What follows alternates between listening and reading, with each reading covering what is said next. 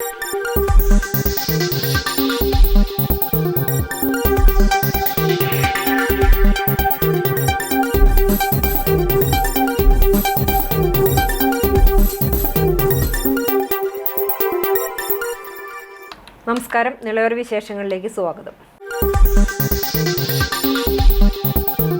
പട്ടാമ്പി മുതുതല പറക്കാട് ആമയൂർ റോഡിന്റെ നവീകരണത്തിന് ടെൻഡറായി. ആദ്യഘട്ട പ്രവൃത്തികൾ പൊതുമരാമത്ത് വകുപ്പിന്റെ നേതൃത്വത്തിലാണ് നടപ്പാക്കുക. ഇതിന്റെ ടെൻഡറാണ് പൂർത്തിയായതെന്ന് മുഹമ്മദ് മൂസിൻ MLA പറഞ്ഞു. സാങ്കേതിക പ്രശ്നങ്ങളുടെ നൂലാമാലകളിൽ കുടുങ്ങിക്കിടന്നിരുന്ന പട്ടാമ്പി മുതുതല കൊപ്പം പാതയുടെ നവീകരണത്തിനുള്ള നടപടികളാണ് ഇപ്പോൾ പൂർത്തിയാകുന്നത്. 10 കോടി രൂപയാണ് റോഡ് നവീകരണത്തിന് അനുവദിച്ചിരുന്നത്. റോഡിന്റെ ആദ്യഘട്ട നിർമ്മാണ പ്രവൃത്തികൾക്കുള്ള ടെൻഡറാണ് ഇപ്പോൾ പൂർത്തിയായിരിക്കുന്നതെന്ന് മുഹമ്മദ് മൂസിൻ MLA പറഞ്ഞു. 5 കോടി രൂപ ചെലവിലാണ് ആദ്യഘട്ട നിർമ്മാണ പ്രവൃത്തികൾ നടപ്പാക്കുക. പൊതുമരാമത്ത് വകുപ്പും കിഫ്ബിയും ചേർന്നാണ് പാത നവീകരിക്കുന്നത്. ഇതിൽ പൊതുമരാമത്ത് വകുപ്പിന്റെ ഭാഗത്തെ പ്രവർത്തികളുടെ ടെൻഡർ നടപടികളാണ് പൂർത്തിയായിരിക്കുന്നതെന്നും മോസിൻ സൂചിപ്പിച്ചു. കൊടുമ്പുണ്ട മുതൽ മുതുതല പുതുപ്പാലം വരെയുള്ള 2 കിലോമീറ്ററോളം വരുന്ന പാതയാണ് ആദ്യഘട്ടത്തിൽ നവീകരിക്കുക.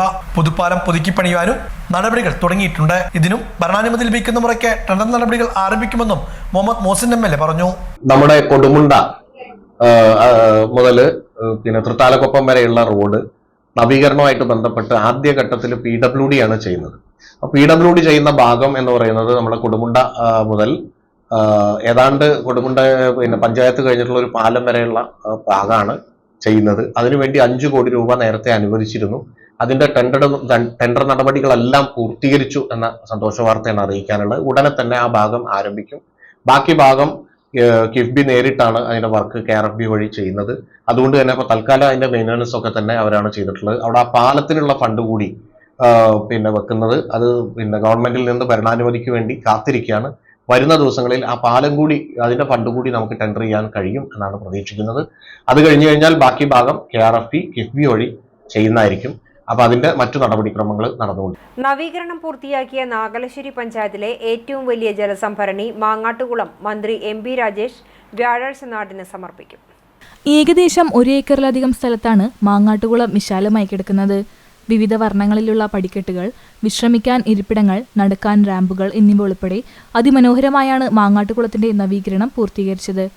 കഴിഞ്ഞ നിയമസഭാ തെരഞ്ഞെടുപ്പിന്റെ പര്യടന സമയത്ത് സ്ഥാനാർത്ഥിയായ MB രാജേഷ് ഈ പ്രദേശത്ത് ചെന്നപ്പോഴാണ് അവിടെയുള്ള കൃഷിക്കാരും നാട്ടുകാരും കുളത്തിന്റെ പ്രത്യേകതയും ആവശ്യകതയും ശ്രദ്ധയിൽപ്പെടുത്തിയത്.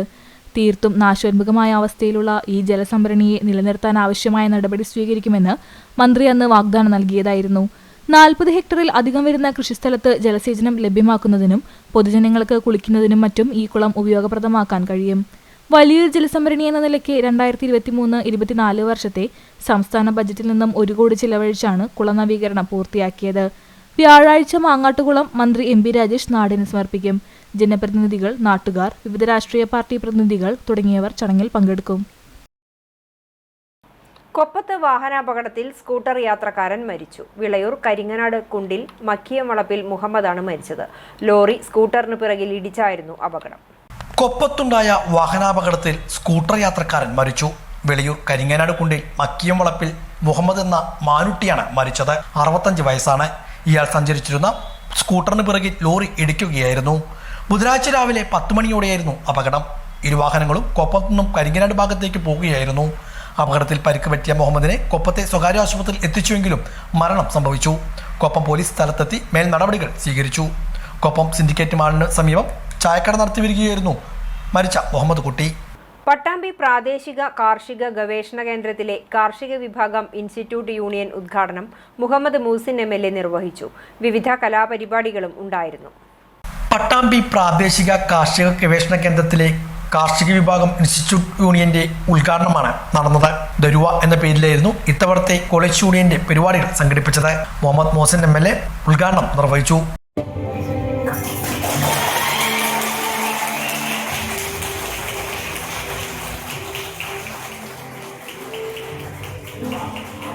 വളരെ നന്നായി നടത്തിയെടുക്കുന്നതിന് സഹായിച്ചിട്ടുണ്ട്. ഇപ്പോഴും നമുക്കുള്ള ഒരു കോൺഫിഡൻസ് ഈ സ്റ്റുഡൻസ് വളണ്ടിയർ എന്ന് പറഞ്ഞു കഴിഞ്ഞാൽ യാതൊരു കുഴപ്പവും ഇല്ലാതെ വളരെ ചിട്ടയോടുകൂടി സിസ്റ്റമാറ്റിക് ആയി നല്ല രീതിയിൽ ഏത് പ്രോഗ്രാമും നടത്തിയെടുക്കാൻ 6ാം ക്ലാസ്സിലെ കുട്ടികൾക്ക് പറ്റും എന്നുള്ളതാണ് ഞങ്ങളുടെ കോൺഫിഡൻസ്.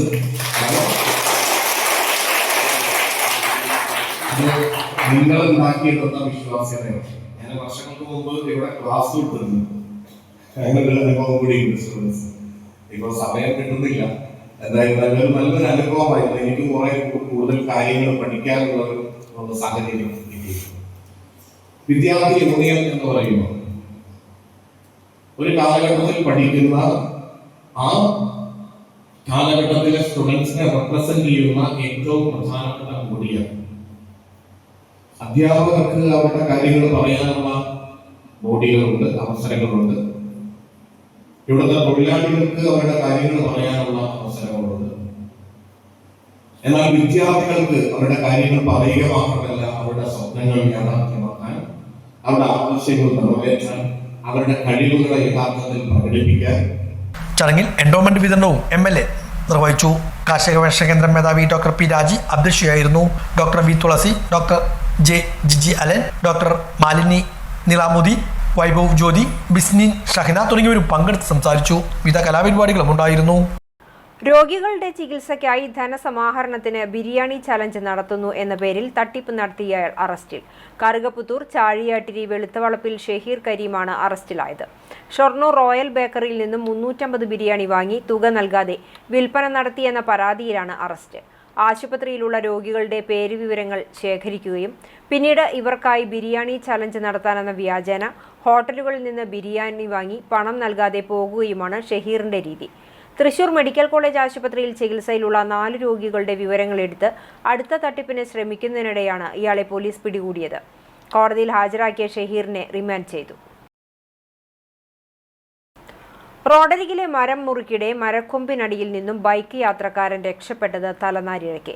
ചങ്ങരംകുളം ഐലക്കാട് റോഡരികിലെ മരം മുറിക്കിടെയായിരുന്നു സംഭവം. ബുധനാഴ്ച രാവിലെ 8:30യോടെയാണ് മരം മുറി ആരംഭിച്ചത്. റോഡിന് കുറുകെയുള്ള മരക്കൊമ്പ് മുറിച്ചിടുന്നതിന് സെക്കൻഡുകൾക്ക് മുമ്പാണ് ബൈക്ക് യാത്രക്കാരൻ തന്റെ ബൈക്ക് തള്ളി റോഡരികിലേക്ക് മാറ്റി നിർത്തിയത്.